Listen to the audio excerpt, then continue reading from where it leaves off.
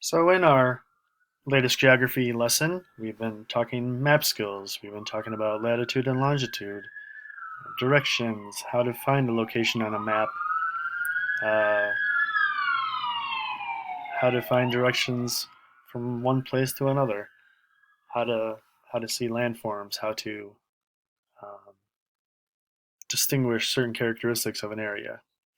Well, this time, in this case, we're going to use those map skills. We're going to do something creative. We're going to do something fun. We're going to make a travel guide.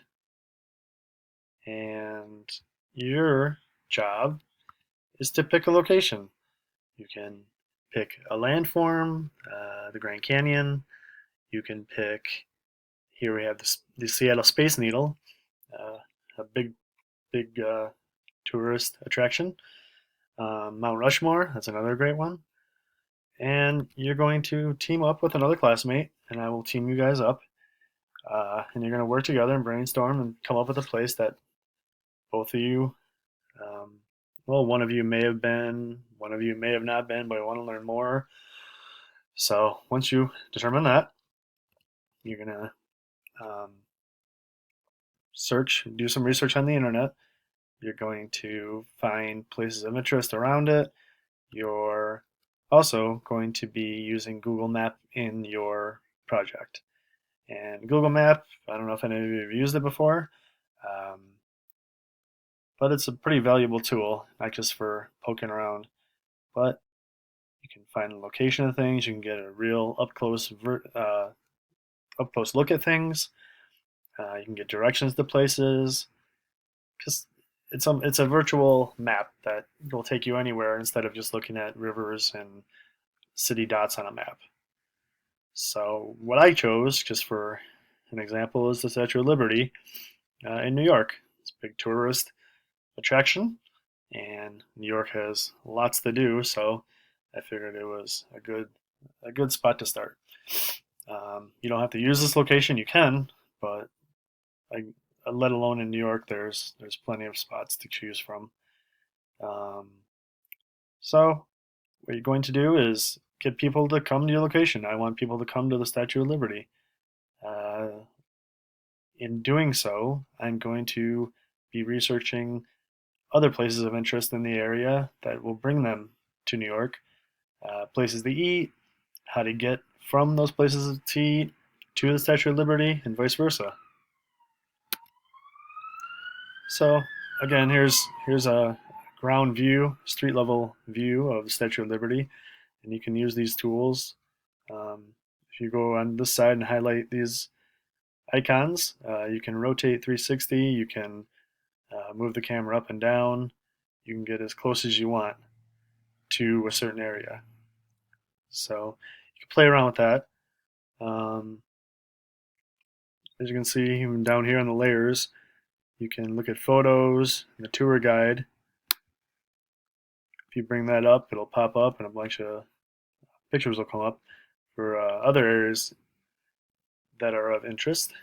Um, so for the most part, you can put in pretty broad terms: Statue of Liberty, Grand Canyon, Eiffel Tower, things like that. And for the most part, it'll bring you to that place. You might have to do some research on maybe lesser known places, and then just punch in the address for the most part or the coordinates, and it'll take you right there.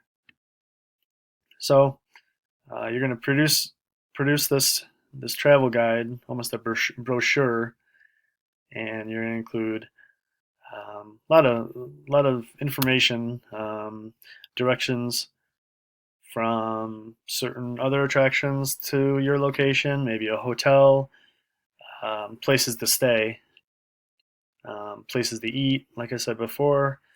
So in Google Earth, along with Google Maps, you might need to use both. Um, at least Google Maps to maybe transfer it onto Google Earth. So I put a starting point, Central Park, and I wanted to go to the Statue of Liberty.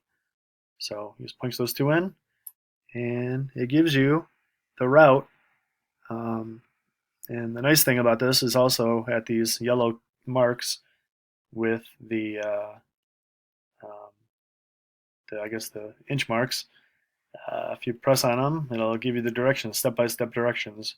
So that's a pretty valuable tool. In doing so, you can kind of chart it out. Say if you want to write down the directions from one place to another, so people can take their travel guide with them. It's a pretty cool tool. Another feature, you can also put in, it's Statue of Liberty and you get hungry. You can punch in, you can look up the nearest McDonald's and a bunch will come up. It'll actually give you suggested routes and alternate routes. You're in New York, I wouldn't suggest going to McDonald's. I would expand on that, but hey, um, I know most sixth graders like McDonald's. So there you go, and you just get a layout. Here's the lower half of Manhattan. Um, Again, step-by-step instructions. Um, Another thing you have to include in your project is the coordinates of your certain location. So here we have the Statue of Liberty, and the nice thing about Google Earth is you find the icon and you drop a pin in there. And if you click on the pin, this comes up, shows you the coordinates, which you'll need. And again, we've been talking about the coordinates, so make sure to include those.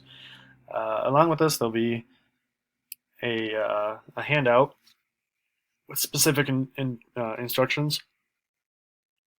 Um, It'll tell you all the requirements needed for the project. Um, you'll need more research guides on the internet. Well, you'll be able to use the internet for research guides, um, but make sure you have it on Google Earth. There's more in-depth programs than Google Earth, but just for this kind of overview or this beginning stages, we're just going to use the images from Google Earth to use as our travel guide. So we'll get more interactive in another lesson. So that's it for now. And if you have any questions, please let me know. Thank you.